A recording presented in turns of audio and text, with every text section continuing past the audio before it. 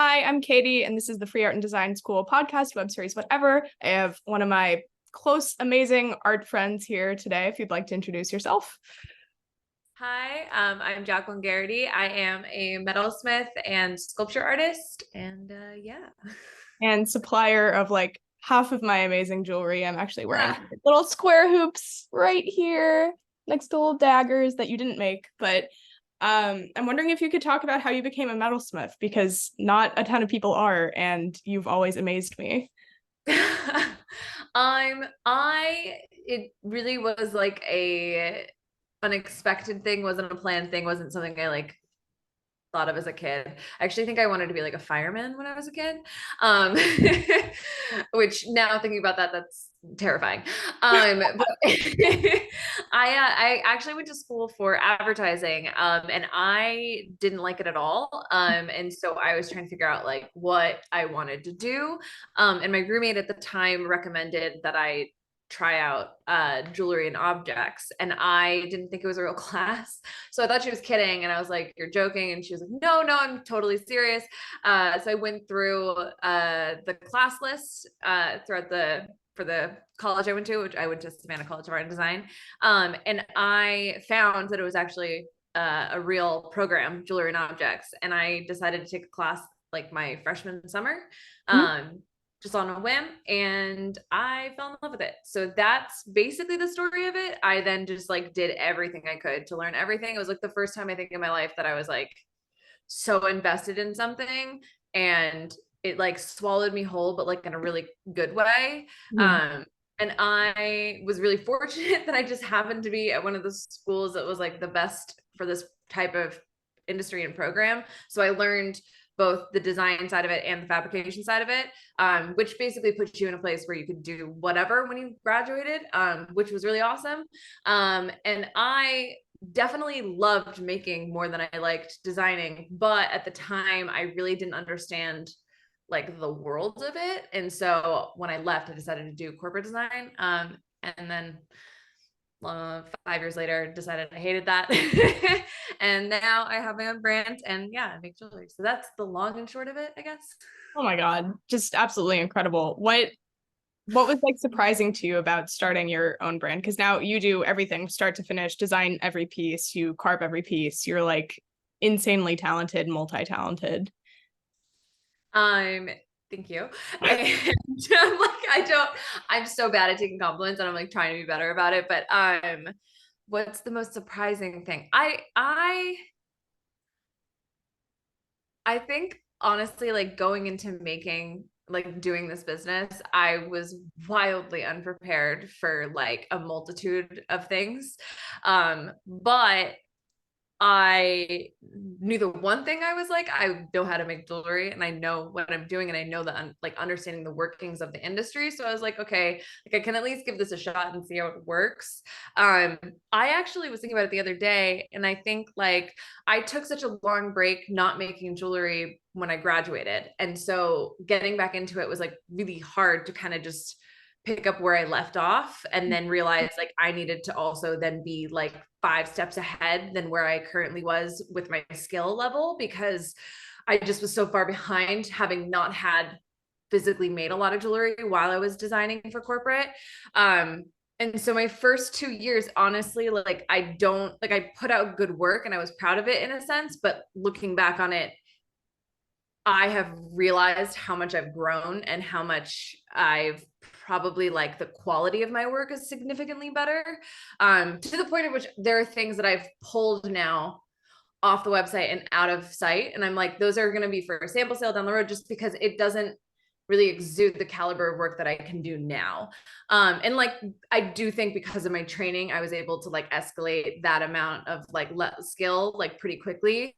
But I think like the growth is probably the most surprising thing, because I've grown in that respect. And then I used to be like a total mess with like most things. I still kind of am, but I get things done, and I'm always like at the end of it, I'm like, oh yeah, like I did that. Like I did all these things that I didn't think prior to owning this business I would ever be capable of doing.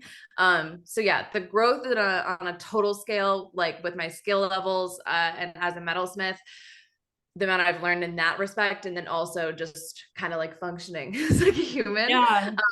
has been pretty interesting to see. And I don't think I noticed it until really like the beginning of this year, when I was like working on my newest collection, and I was like, this is wholly different than what I put out there before. And it was when I was talking to my brother, he was like, this is like, I was showing him pictures. He was like, this is like so cool. And it's definitely like you've grown a lot. And it was cool to hear it from someone who's not an artist at all. And I was like, Yeah. okay, like you can see that. That's really cool. Yeah. And I think also it's important to clarify for people who don't know you, like you do sort of everything. You do your own website, you do all the photography, you used to do the modeling, still do some modeling. Yep. Like you are a one woman show. And I think it's really impressive, and also maybe something that artists, people going into art, don't consider, is like you have to either do all of those things or like pay people to do them for you. And it's like an insane half of what you do. I wasn't until I started this brand that I realized why social media, and then like social media, just Instagram, is an entire job. Yeah. Like I was like, oh, I get it. This is an insane amount of work, and that like that on top of just everything else. Yeah, I do everything start to finish, except for the actual casting process, which I outsource to production partners who are based out of LA. But it's mostly just because you need like a massive kiln and like all this other stuff that I just don't have. So, and I can't fit into the apartment that I work out of. So would be the dream to eventually actually be able to create like my own small studio, but we're working You'll towards get that. there. Yeah, one day. But yeah, it is a lot. It's a lot of work. It's a crazy amount of work, and I'm always falling behind, constantly falling behind. And I then will get in those like, I have the benefit and the downfall of ADHD. The beauty of it is that I will be able to hyper focus at some point, and I get all the shit that like I'm really behind done suddenly. But I also have ADHD, and it's sometimes like a struggle, but it works out. So To the outside world, it's imperceptible. You seem very put together. Your brand and the style of your brand, I think, is really beautiful and coherent and dark. And like for people who haven't seen your website, it's like this gorgeous palette of silver and black and like earth tones. And it's just you make Instagram a like an experiential process, I think, is how I would describe looking at all of the jewelry. Also, as someone who has had the benefit of like being a model for some of your stuff, which is like a crazy alternate experience. Like I've never looked so good as when you photographed me. But I'm wondering if you could talk about some of your style inspiration, both for the individual silver pieces and then for like the aesthetic that you've created to model your work or like to surround your work.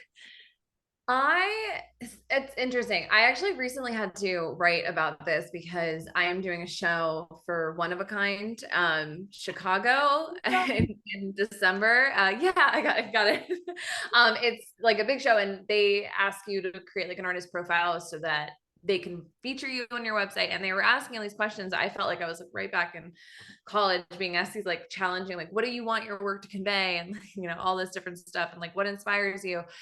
And then I recently did like a blog post about like this because I feel like I got a lot of questions this past year of people trying to understand my work, which totally makes sense because it is weird, and it is abstract. And I don't say weird negatively. I love being weird, and I love that it carries that. But I think to like someone who is very used to like standard trending aesthetic jewelry, it's very different.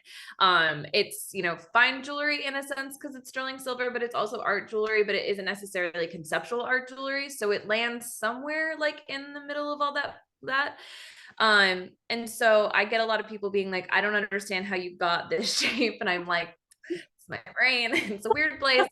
I don't know. But I realized like I think I mean I knew this about myself. I kind of absorb everything, and I think when I'm least expecting it, I kind of have these like waves of inspiration that come from experiences that I had prior. I was traditionally trained to like pull from a concept and literally then create something, and it's directly related to the concept no matter what. And I can do that. But for my work, I've found that I kind of just let things kind of flow to me, but it doesn't mean that the research and or the investment in the concept isn't still there. It's just a different way of evolving. And so I think like recently the latest collection I came up with, which is called Aurora, which is like endlessly dropping throughout this year because I can never get everything done at once. So also the thing of running your own company is like it's just impossible to get like a million things done at once. You just kind of time it now and it's like different. But anyways, I went on a trip to Norway and I absorbed, you know, everything there between like just my personal experiences and hiking and nature and talking with people, which I only saw like 3 people while I was there. I was in like a really remote island.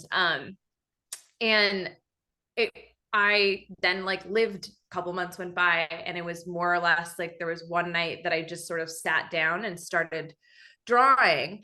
And I drew for a very long time. And then I kind of like came up from air and just started carving, which is kind of usually where I am is I'll draw shapes and I'll draw conceptual shapes. And then I kind of just kind of sit down and freeform carve and kind of come up with these pieces. Sometimes they're direct sketches of like exact earrings and sometimes they're just abstract objects and I pull from the objects and like make them into jewelry. But it wasn't until I finished carving that I kind of like took a second and like looked back and I was like, oh, that's Norway. And it was weird because I was like, that was so long ago, but okay, cool. We're here. We got it out of our system.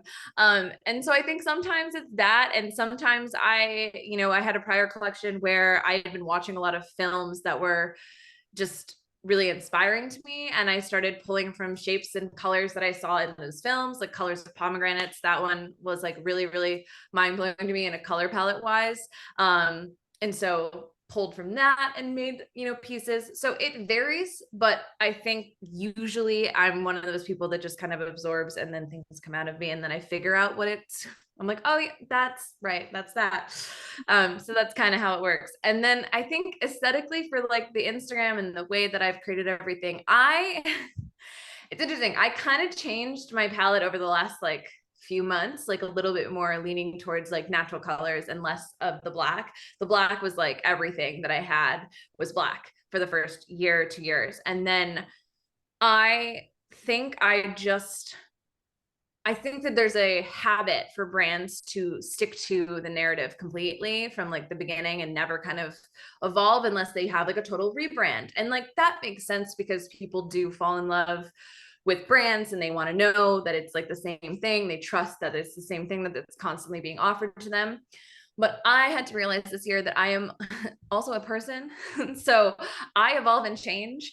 Yeah. And I am an artist. As much as I am a brand, I'm probably more an artist. And so I just I've grown. I love the color black and but I've also grown into really like loving natural colors and greens and earth tones and loving the way that looks with my jewelry.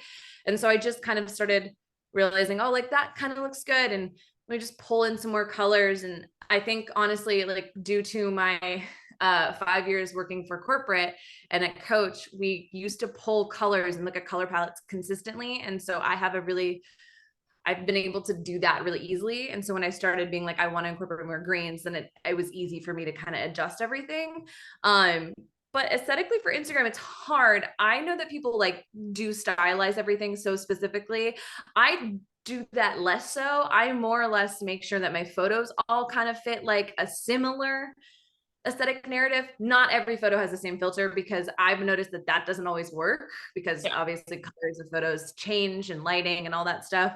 So I just kind of try and make things the most aesthetically symmetrical, I guess, and then just keep posting and making it work. Instagram's always a struggle though for me. It might look like it's like clean and easy, but I'm always like, I don't know what's happening on this app. Well, do you think your initial interest in advertising and then working in a corporate environment helped you with that? Because to me, it looks stunning and sort of seamless. And like the introduction of like moss and natural elements felt, like you said, like a natural evolution of yourself from the old black and white stuff. And it didn't seem jarring or like a rebrand. It just seemed like, oh, one day there's this element and the next day there's a little more. And like it genuinely seemed, whether accidental or not, it seems like you really pulled it off super cleanly. Thank you. I appreciate that it came out that way. I honestly just started really like being like, I think I need to make some adjustments. Also, doing the shows, you start to learn more about your customer base and talking to people and what people are attracted to and what things work. And like you start to realize, like, I don't know, when you set up a booth for the first time ever, it's hard. You're like, I can visualize it, but then putting it in front of you, it's very different. And so I think the first couple of shows I was figuring that out, and the more shows I did, the more that part of my brand expanded and grew. So I think that was actually probably the first thing that had foliage, because I was like, oh, it would look really cool if I made this sort of like a still life, right? And so I incorporated all these like foliage and nature into my booth setup. So that then carried into my Instagram, because I would take the photos, and then I was like, okay, you know what, maybe I need to change the website photos and have them more incorporated nature instead of everything just being on black, because although it's plain and simple, it's not that interesting to the eye, and like people don't linger, or like it's too stark, and so that just kind of nurtured into this, which is the beautiful thing of like letting things kind of grow. And I'm glad that it appeared seamless. I think maybe because it was such a slow growth that it probably looked like I timed it, but I mostly was just trying to figure it out as I went along, and I'm glad it worked out. Well, you nailed it. I'm wondering, I guess I don't have like a photo to show, but like your work, as you said, is abstract. And I think maybe it's like a Rorschach test where like I see a piece of your work and then I put my sort of like view on like what it reminds me of. Like some pieces remind me of twigs or lava or like other natural elements. I know it's abstract, but are you inspired by natural forms, or is it really whatever?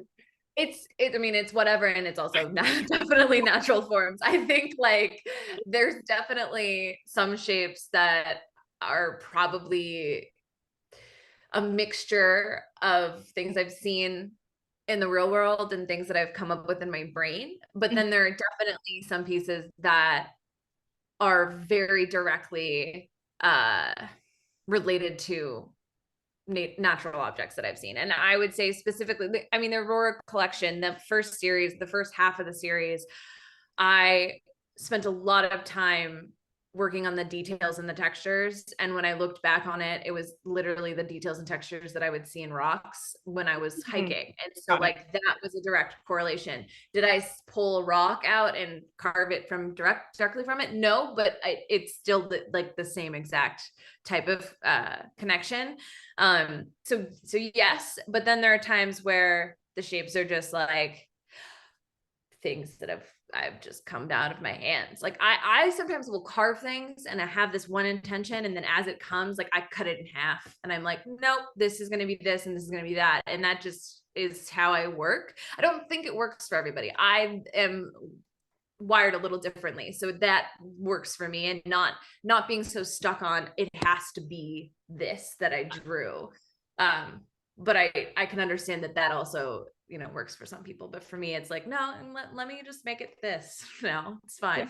I admire your flexibility. I think often flexibility is required when you're an artist. If you're an oil painter and you're like, oh, it's not going well, halfway through you have to switch something up, and that can be really painful. And like when I was at your last apartment talking to you, you were like, oh, I had this whole like suite of earrings and then I made it a new entirely different thing, and I just like used the same parts and like did X, Y, and Z. And I was like, that's an insane thing to think about, being able to like sort of like quickly on the fly figure out how to not recycle, but like turn something into something new that's beautiful and different while still retaining some of the same old elements.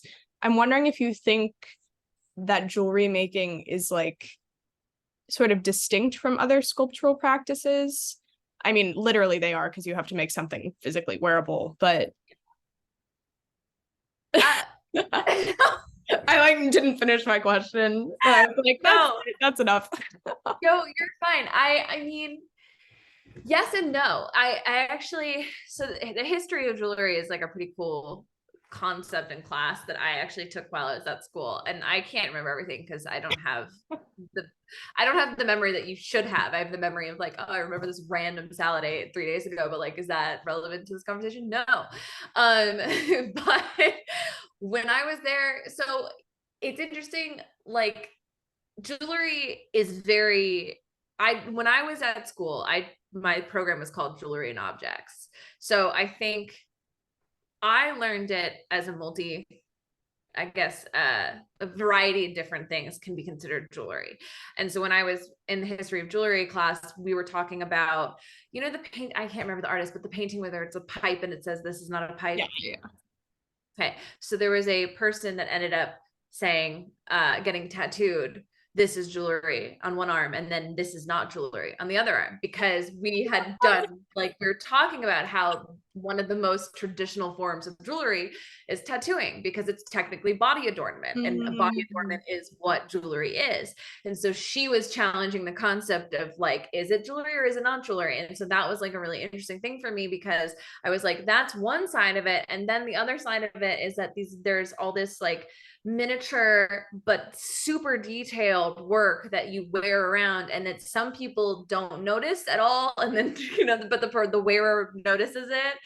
And it's I don't know. I mean, it has existed forever. So in the respect of like sculpture and art, yes, it's on the same plane of like, yeah, it's been around forever. It's very historical. Like the process that I use, which is the process of lost wax casting, was originally made in like 200 BC. So like that brick has roots, and like just like sculpture, it has roots in that world. But I don't know. I think it's like, it's comparable to sculpture in some ways because you're carving into it, but then there are other jewelers that they are additive, so they build on, and I kind of am the other way, subtractive.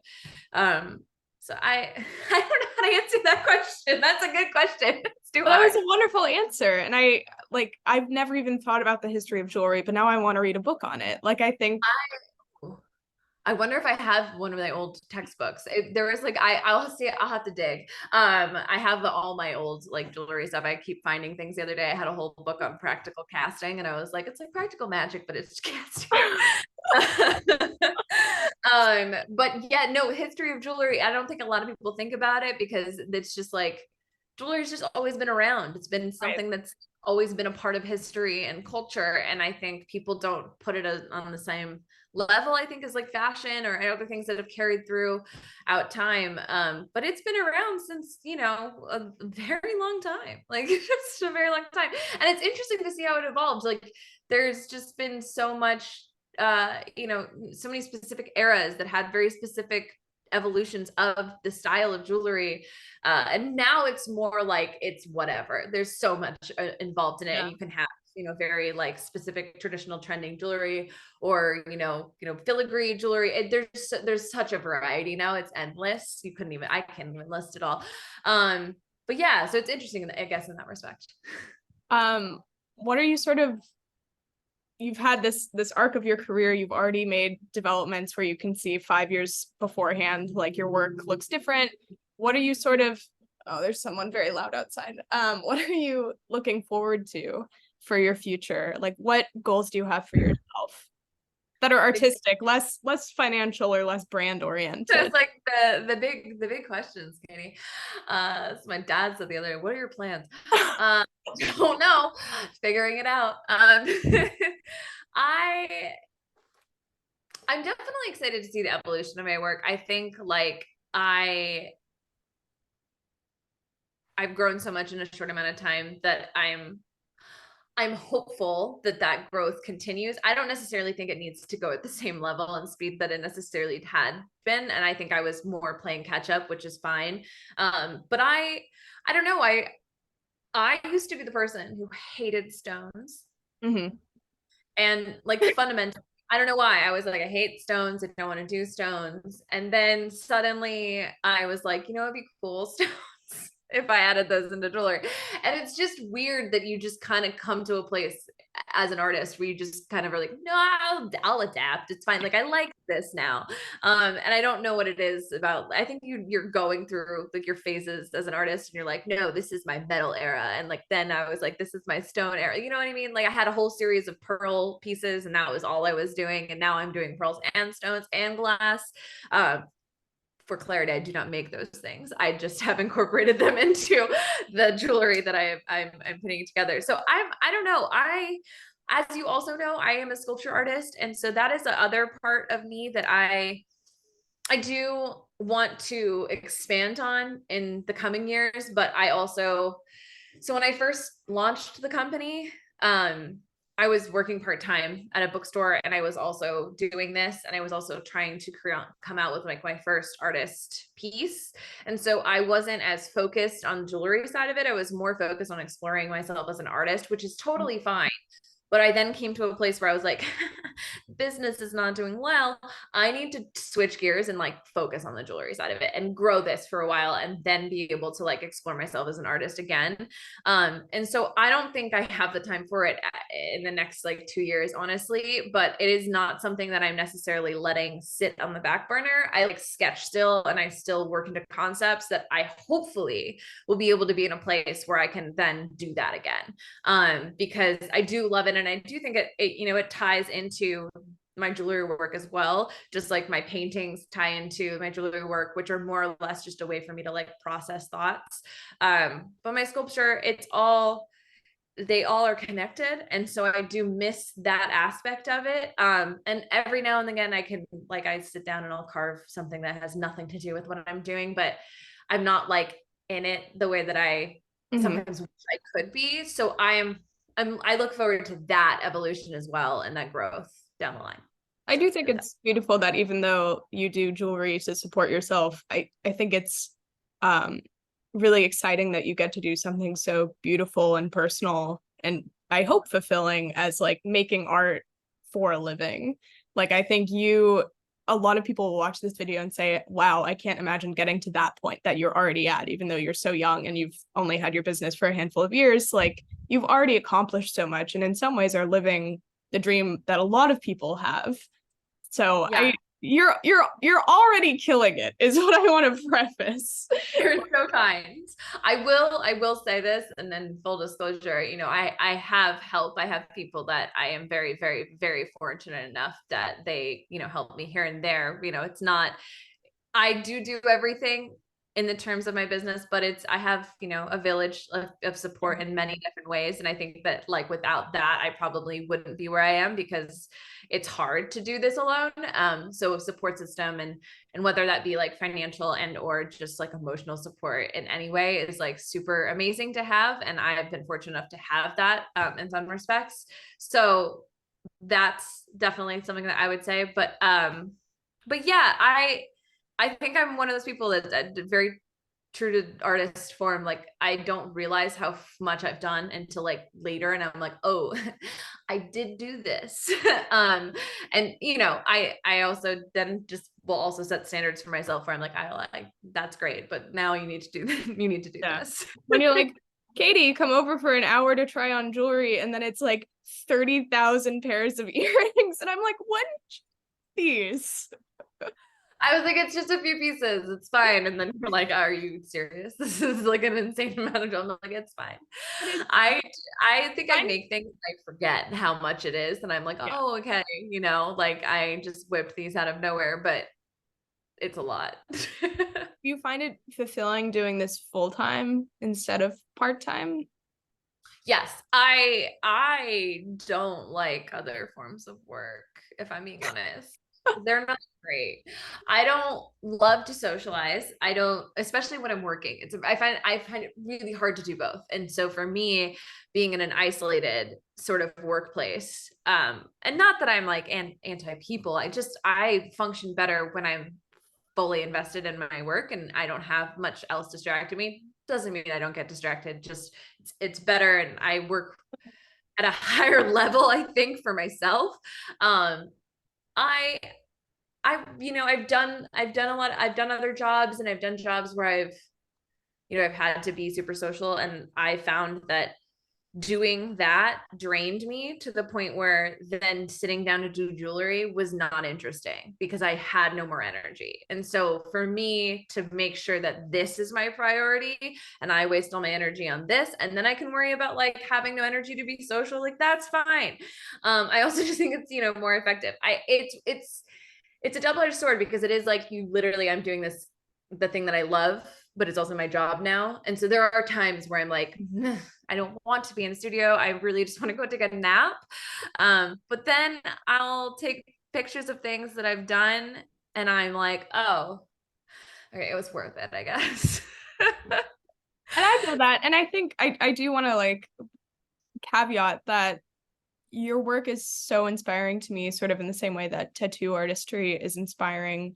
Not that both are jewelry, which was a fascinating thing you said that I'm going to be thinking about for an hour at least. But when you have a practice like yours where you have jewelry, like when I wear one of the rings that you made, like every day that I wear it, I think about you, and it literally makes me happy. Like not just that I'm your friend, but like it's such a the one that I'm thinking of is like the squiggly one. It's so joyful and so fun and just something that like immediately brightens my day. And because it's like a permanent object that I own, like it's you get to instill joy and beauty in thousands of people's lives. And I think that's incredibly inspiring in ways that being a painter, even if I have a painting in my house, it's different. Like I don't get to take that out with me or show it to everyone. And I'm sort of wondering if you have a kind of philosophical perspective on what it means to make jewelry for people. It's so interesting you say that because no, it circles back to again this history of jewelry class. And also to a feeling that I recently had when I was at trade shows. So I'll try to pair the two together. But we were talking about jewelry in history of jewelry class as something that traditionally was heirlooms, right? And so jewelry for sale was something that kind of came down the line. It wasn't necessarily always the thing. A lot of it was people making items for you to wear in their families and people making things to give to their lovers. And so there's always that sort of intimate aspect of jewelry giving on that plane. So that part of it is really beautiful where like I have pieces of jewelry that my grandmother had, and that always will be a special place in my heart. And whenever I wear that jewelry, yes, I do think of that person. So when I was in that class, I was like, oh, that's cool, whatever. And then it didn't really kind of click until I was making jewelry and I had people physically react in front of me. So it's like hard because I understand that and I understand the intimacy of jewelry, but to see that happen and it's something that like was that something I made was really shocking. And also like I did not know how to function. I was like, wait a second, like you are so incredibly happy over this piece of jewelry that I just made and thought was weird, but I was like, maybe someone will buy it. And then you were like, this is the most beautiful thing ever. And that person came back. This is like the first time it ever happened. That person came back to the booth and like re-complimented me. And I was just so taken away by that because I was like, okay. So, and then somebody is going to get that piece down the line and that'll be important to someone else. And then it'll be important to someone else. And that whole lesson that I had years prior clicked. And I was like, it's a really beautiful thing. And it's a really honorable thing. And it's a really impactful thing that I don't think I think about until the piece is done and the piece is sold. And it's weird because when I'm making it for the love of making jewelry. I'm making it because I love to make jewelry and I want that someone will want it as much as I do because often I'm jealous of the people that buy my jewelry. So I'm like, wait, I wanted that. But it's also really, really cool to then be like, wait, okay, you love this so much that you want to talk about it and you're going to give it to someone else. And like that to me, it's hard to comprehend, hard to digest, but it is really, really beautiful. And it is really, really honorable because for some reason I will suddenly now be a part of so many people's lives. And it's hard to kind of put that together because what? Yeah. And not and strangers. Like I met you at the bookshop and it's that is like, true. You know, I'm not even someone who's like your best friend from childhood. You've like completely impacted my life in the way that I think about creating art objects. And like we just randomly cross paths. And now I have an innumerable amount of pieces from you and I'm constantly wanting more. But I think it's really wonderful that you can create these social connections through physical objects in ways that other mediums don't necessarily really allow for. And I think you were talking earlier about how people don't think about jewelry necessarily. And I was thinking that like probably the only time the average man will ever think about jewelry is like when he's getting married and like has to pick out a wedding band and how interesting it is that we're in this like sort of cultural position where it's like totally capitalistic, totally object oriented, and like I'm wondering if jewelry will sort of make a reemergence, like you said, where it's like it becomes a more beautiful, precious thing that influences people. So maybe you could leave off with some thoughts on like that kind of thing.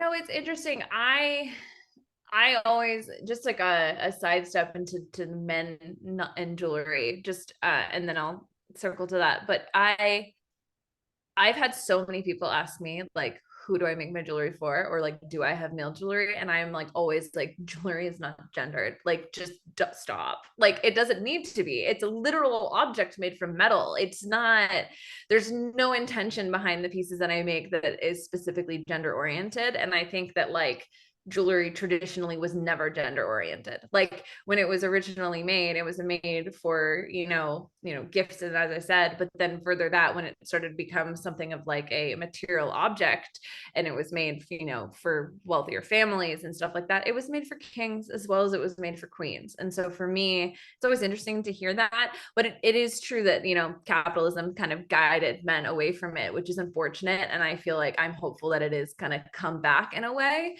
But as that said, I'm interested to see what happens with jewelry. I am in such a specific area of the industry that I am affected and I'm not affected at the same time. I'm more or less affected if people stop buying luxury items. That's like just where we're, and we're in a pretty rough economic time. So it is not the best time to be making jewelry, but here we are. I think there's also been an increase in trending jewelry and jewelry just to have, just like there was been a trending thing for clothes just to have clothes, right? And so my hope really is that that sort of fades away and people start really cherishing, as you said, jewelry in a more intimate way, and people start looking for artists and looking for styles of jewelry or types of jewelry or work, just specific fabrication styles or things that are really beautiful about the craft of jewelry, as opposed to just buying something because it's $15 and it looks like something that was featured in a movie recently. Because it's not intimate and it no longer matters. You're just getting it to get it. And I hope that people start cherishing their jewelry and also cherishing their clothes and their objects and as a whole. I hope for that as time goes on. Well, I think you're certainly doing your part, and every piece you make is cherishable. Certainly the objects I've gotten from you that you've made, the ones that I've bought for my mom. My mom wears the pairs of earrings I've gotten from you for her all the time, and she loves them. So you're doing God's work. I appreciate devil's work, probably.